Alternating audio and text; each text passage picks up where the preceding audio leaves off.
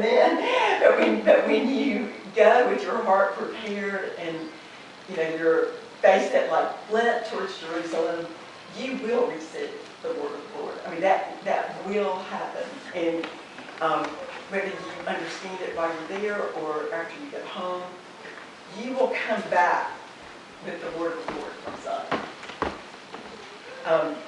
And you notice in those verses it says that the nations will stream to it. Not just Israel, not just the Jewish people, which there are so many passages about that, about Israel returning to their land. This is talking about the nations. It's talking about the Gentiles. It's talking about us. We're the ones that are going also. So we studied many passages about the Jews because we didn't know anything about the Jewish people until we started going deep into our Jewish roots. But sometimes we need to look at what it says about us, because we have a part to play in this too. The whole story is a redemptive story, and we're part of it. So to me, when you start talking about Israel and you start going and you go at the Feast of Tabernacles, Sukkot, which is the Feast of His Coming, you've got to know that there's hope ahead for us. Isaiah 35. And let's see. I'm going to digress. We've been studying at my house Jerusalem prophecy, and we had our first meeting last night on that. And we talked about how prophecy affects us as believers and just the different ways it impacts our lives. And one of the people said, well, what prophecy has done for me is just given me such a hope, that, and me too. I mean, the hope is, and the promise is, that the Lord's going to fix everything.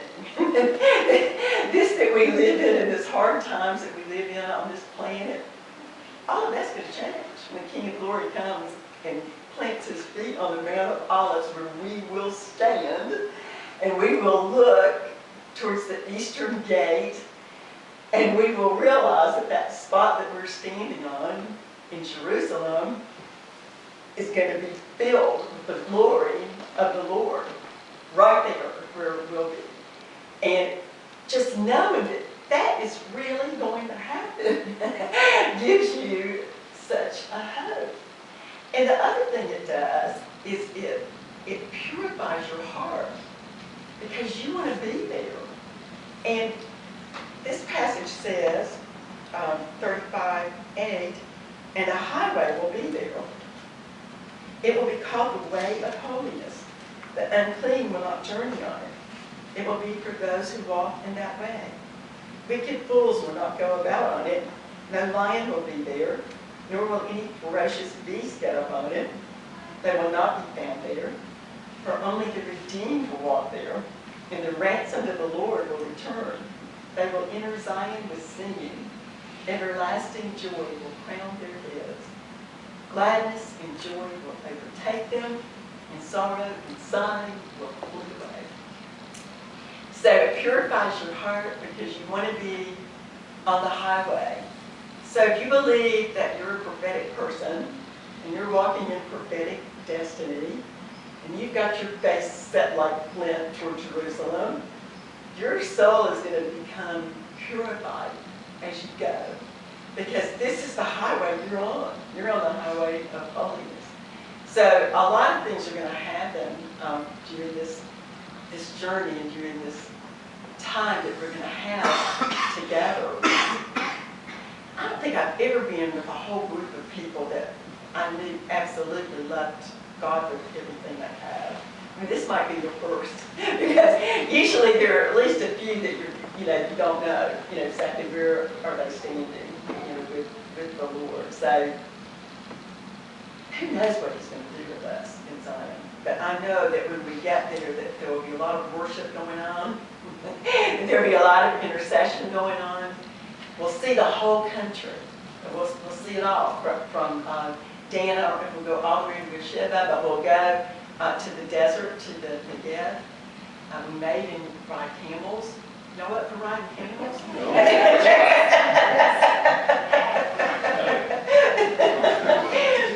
Greer Man had his very own camel last year. And all my trips, I had never ridden a camel before, so, and it was so funny because they were hooked together, you know, it was like this little camel caravan, and we ate at a Bedouin, it was right in the middle of the desert, at a Bedouin camp-like place, and we had the Arabic coffee, you know, before we had our dinner and all that. So we do some really fun things too. But I believe that God's destiny for us is that we would intercede, that we would worship Him in Zion, that, I mean, and dance wherever we can, you know, wherever there's enough space for Curtis to lead us around, or Janice. But before we go any further, I would like us to just worship Him, because for me, the whole concept about worship and Israel goes together. And when I got to the place where I knew I was going to step out into what God was asking me to do, what He said to me was, you need to do more about Israel, because I've taught you a lot and you've gone a lot of times, but you're not really doing anything, you know, in terms of telling people what I told you. And I started assessing, you know, what do I have? You know, what has He given me that He wants me to give? And every one of you, I know, have done that kind of inventory. If you haven't, I hope you'll do that kind of inventory in these days of preparation before we go. But and I know many of you, just from being with you, worship is one of your gifts. And I know that's one that He's given me, just that it's not about me, it's just about, it just makes me want to fall on my face. And just to think of His name, but the worship and your destiny and your prophetic fulfillment and Israel all go together. These things go together. They're not separated. So when you get done, what happens is you love God more than you ever thought you would. And this is where we're headed. So if y'all will, if you want to stand up, if you want to sit down, whatever, if you want to lay down, I'm going to play a couple of songs for us. The More I Seek You, I hope. Do y'all know it? Yes.